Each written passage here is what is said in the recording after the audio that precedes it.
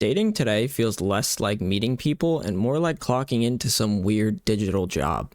You get home after a long day, you sit down, open your phone, and suddenly you're staring at a catalog of faces that a random algorithm thinks you'll like. And you just swipe, mindlessly. It's like shopping, but for humans. Half the time you don't even know what you're looking for. You're just scrolling because everybody else does it. You burn through hundreds of profiles, maybe more, and still end up sitting there with nothing but a half-hearted match you'll probably never talk to. Then you wait, and somehow waiting becomes the entire experience. And if you want better odds, the app basically tells you, hey, just give us some money. So now you're not even just dating, you're paying $1 billion corporation for a chance to be seen.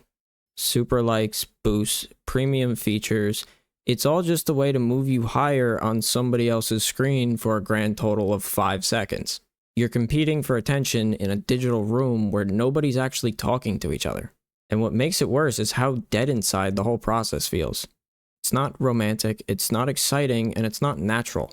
It's just this endless loop where everybody is burnt out, insecure, and comparing themselves to the infinite options that don't even feel real. And honestly, it's no surprise that people feel lonely. When every interaction starts with a swipe, it becomes harder to see yourself as a real person when everything is set up to feel like a game. One of the weirdest parts about dating apps is this false sense of abundance they create. You open the app and instantly see hundreds of people. Different ages, all different types, all within a few miles. It tricks your brain into thinking, oh, there's somebody better one swipe away. And because everyone else is thinking the exact same thing, nobody actually commits to anything. It's like we're all standing in a room full of doors, refusing to walk through one because another door might be better. And that's where the whole everybody feels replaceable thing comes in. You can be talking to somebody, having a genuinely good conversation, and still feel like you're competing with 10 other people in their inbox. And realistically, you probably are. Not because they're a bad person, but it's just because that's how the system is built. It encourages you to keep looking, keep swiping, and keep browsing for more. It trains you to treat people like possibilities instead of actual human beings. And because of that, even good connections start to feel fragile. You can be funny, kind, interesting, but one dry conversation or one slightly boring reply and it's over. Not because something went wrong, but because people just drift. And the apps make drifting so easy. One swipe and you're gone. One bored moment and you're replaced. It messes with your self-esteem in this subtle way where you start thinking you're forgettable, or uninteresting, or somehow not enough. But the truth is, that's not you. That's the environment. It's the overload of choice. It's the culture of maybe somebody better will come along that keeps everybody half interested and partially checked out. Because the more options you have, the harder it becomes to appreciate the real ones. The ones you might have actually clicked with if you weren't subconsciously looking for a reason to swipe away. Another huge problem with modern dating is the emotional burnout that nobody talks about. People don't realize just how draining it is to constantly present the best version of yourself over and over again to strangers who may never even meet you in person. It's like interviewing for a job that might not even exist. You create the perfect opener, you wait hours for a reply, you overthink every text, every emoji, and even how long to wait before replying so you don't come off as clingy. And even when things seem to be going well, you're still stuck in this weird limbo where you don't know if the other person is actually interested or they're just bored. So you keep trying, keep showing up, keep putting in effort you're not sure is being matched, and it just wears you down. And eventually you hit this point where you're not even excited to talk to new people anymore. You're tired before the conversation even starts. You're expecting it to fade out, expecting to get ghosted.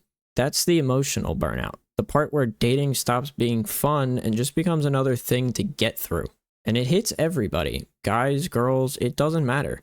Everyone is tired of feeling like they're auditioning. Everyone's tired of being half chosen, and everyone's tired of caring just enough to get disappointed.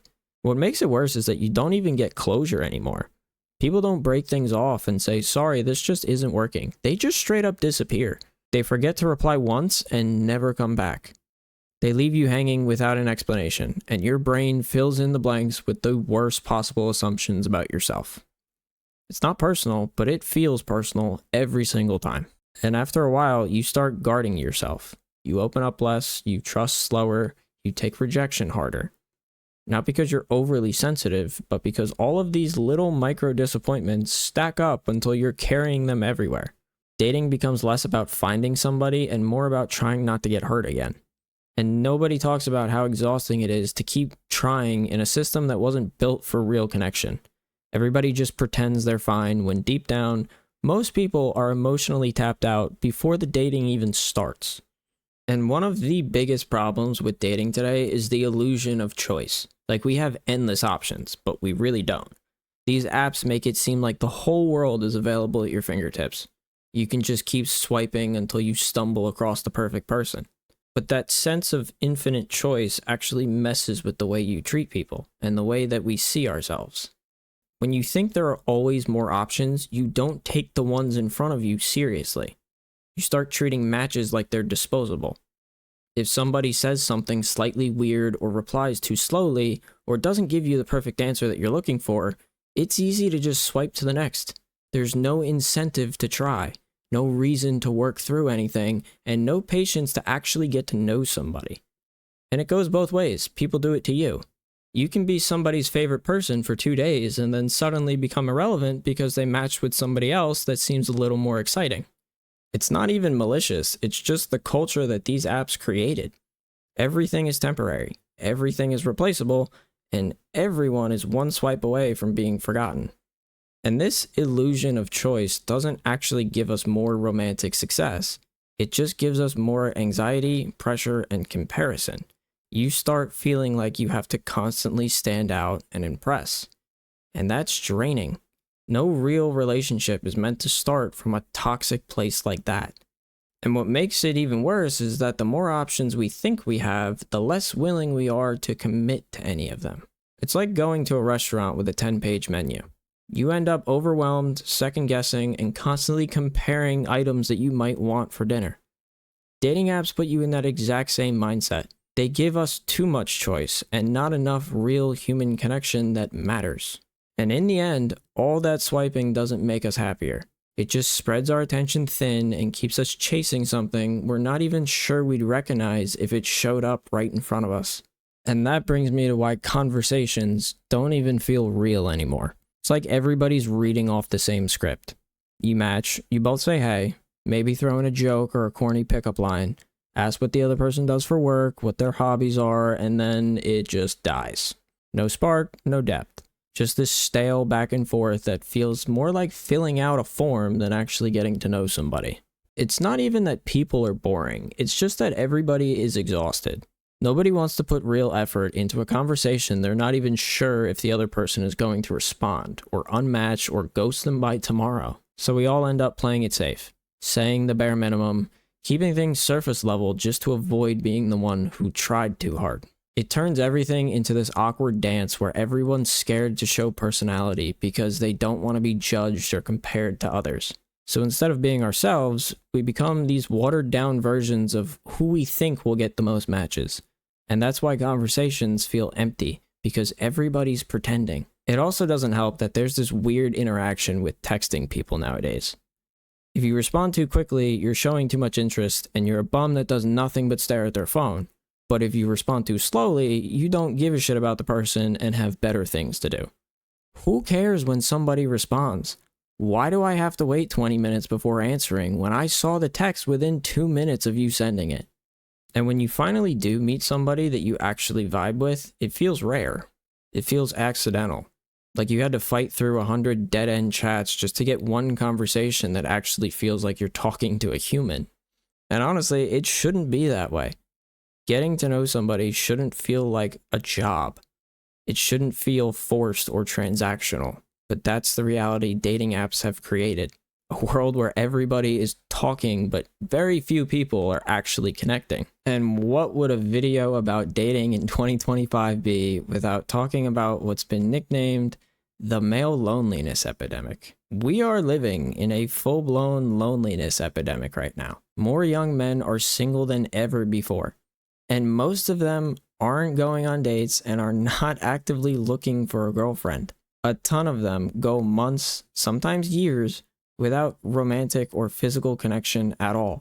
But at the same time, social media and dating apps push this narrative that everybody's out there hooking up left and right in what we all know as hookup culture. So guys feel like they're the only ones not participating, even though the reality is the opposite. A tiny percentage of men are hooking up with most of the women.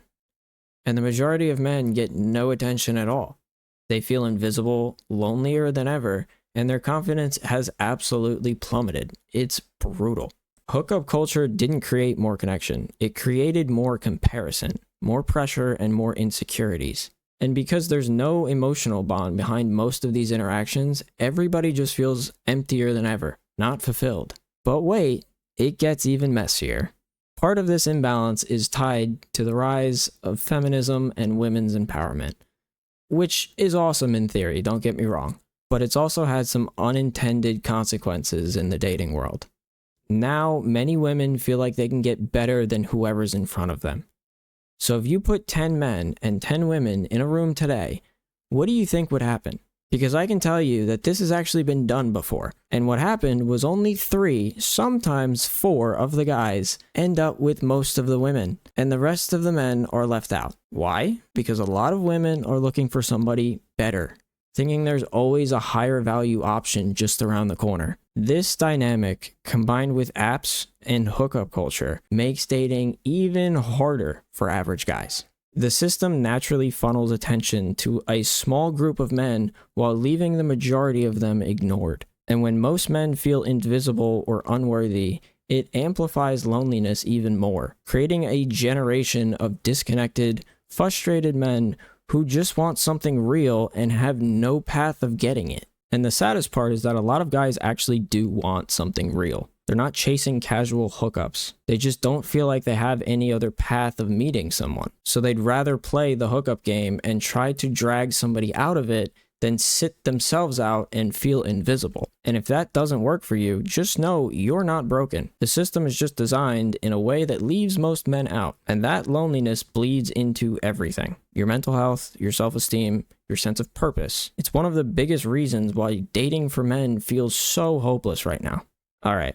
So now that we've laid out just how messed up modern dating is, especially for men, let's talk about what you can actually do to fix it. And step 1 is you need to get off the dating apps.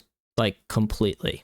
And I know it sounds obvious, but seriously, if you're still swiping, you're playing a rigged game that almost nobody wins. And it's not just because the apps are inefficient. It's about what they do to your brain. You start treating dating like a game of numbers instead of real human connection. It's a confidence killer. You feel rejected constantly, even when it's not personal. It's just how the algorithm distributes attention. And if you don't believe me, here's a little perspective. How many people do you know that have a meaningful relationship through a dating app and now are in a long-term relationship? Probably very few, right? Now compare that with how many men you know who have been single for years despite spending tons of time on these apps. That's reality. So step 1 is simple but brutal. Delete the apps. Delete Hinge, delete Tinder, delete Bumble, whatever you're using. Don't just give it a break. Get off of them for good, because it's not a natural way to meet people. And it removes the human element entirely, and that's exactly what real dating is supposed to be. And once you remove the apps, you'll start to notice real opportunities around you. Imagine you're out with your friends at a school event, and a cute girl walks in. Suddenly, that's a real option for you. No algorithm, no filters, no roses or super likes required.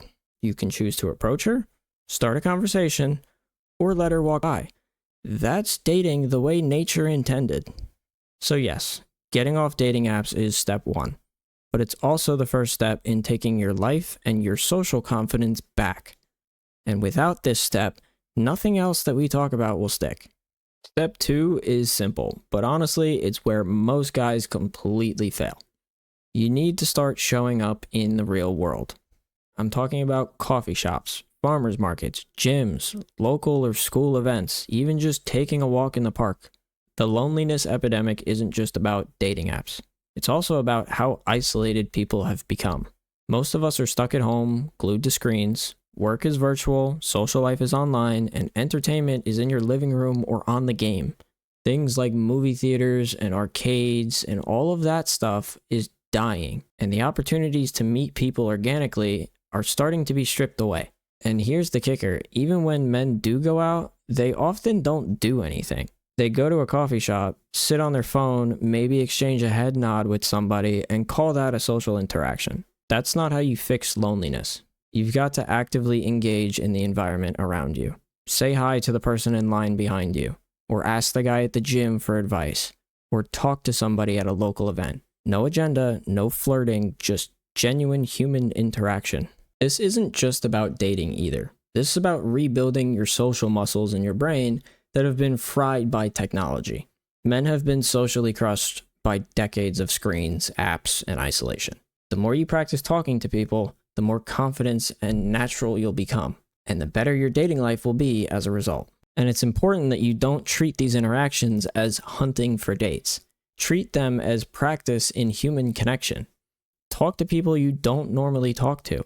Learn to hold a conversation with strangers. Get comfortable being yourself in your own skin, without screens or algorithms acting as a buffer between you and the other person. Once you can do this consistently, dating starts to feel natural again, because you're connecting like a human being and not swiping like a machine. And remember, the loneliness epidemic isn't just a numbers problem, it's a connection problem. Men are alone because the modern world has made it easier than ever to isolate yourself than interact. So step 2 is all about undoing that. Put yourself in public spaces, start conversations, and slowly rebuild the part of your life that apps and technology have stripped away from you.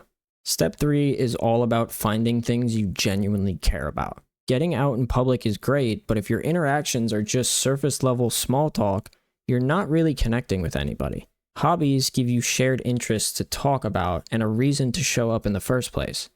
So just think about it. What do you enjoy doing? Is it video games, movies, sports, music, reading, cars? Literally whatever it is, make a list. A lot of guys think they don't have hobbies, but really, they just haven't thought about what makes them excited. What do you spend your free time on that actually makes you happy? That's your starting point. Now, here's the key. Pick hobbies that get you into real-world social situations. Stuff like rock climbing, martial arts, running, local sports leagues, car meetups. These places are where people naturally gather. I've always been a soccer fan since I was a kid, and I've met so many people just going to the local field to kick a ball around or joining the indoor league that runs on the weekends. Whatever the hobby is, look for a public setting where you can share that hobby with other people. Because the magic of hobby is twofold.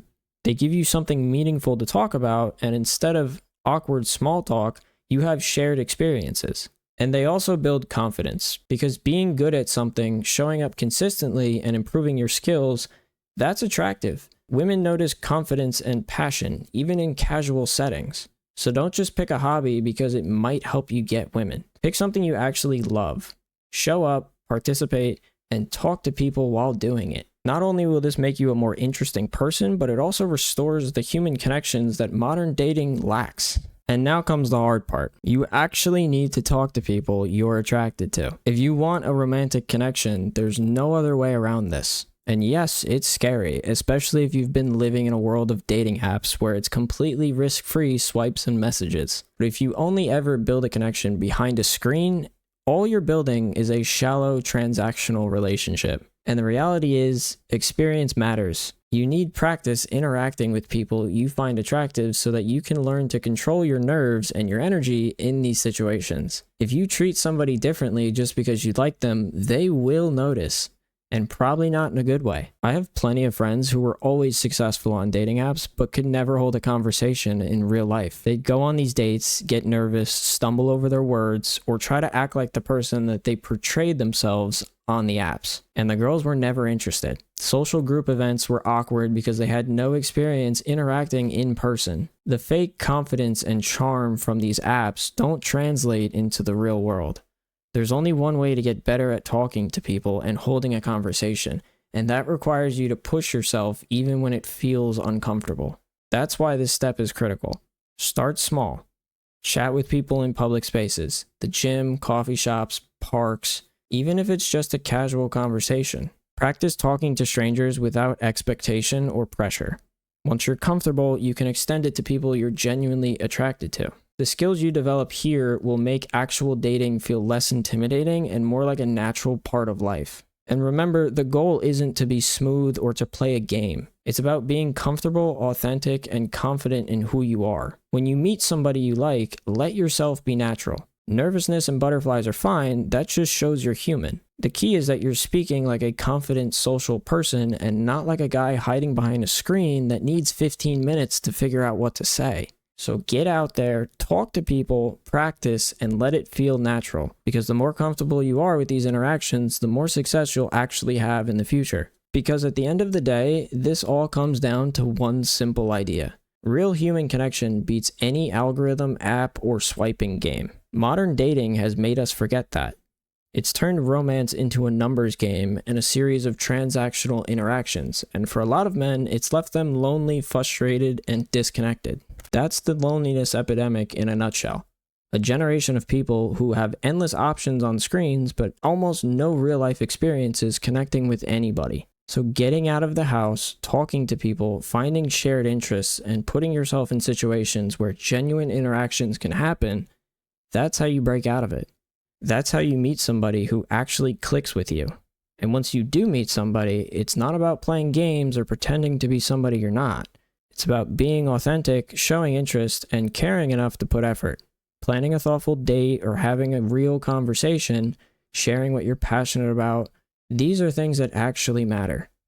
And if you do all of this, step out, engage with other people, you will start to rebuild the human side of dating. You stop chasing validation and start creating real experiences. So whether you're single, frustrated, or just curious about how to make dating feel meaningful again, this is your starting point.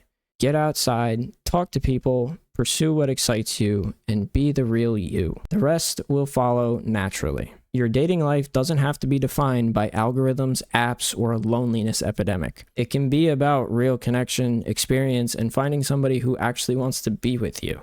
And that's the point of all of this. Not to promise instant success, but to give you an idea how to take control of your dating life and stop feeling invisible and start creating relationships in a disconnected world. So that's dating in 2025, and that's exactly how you can get out of this toxic loop that hookup culture and dating apps present to you.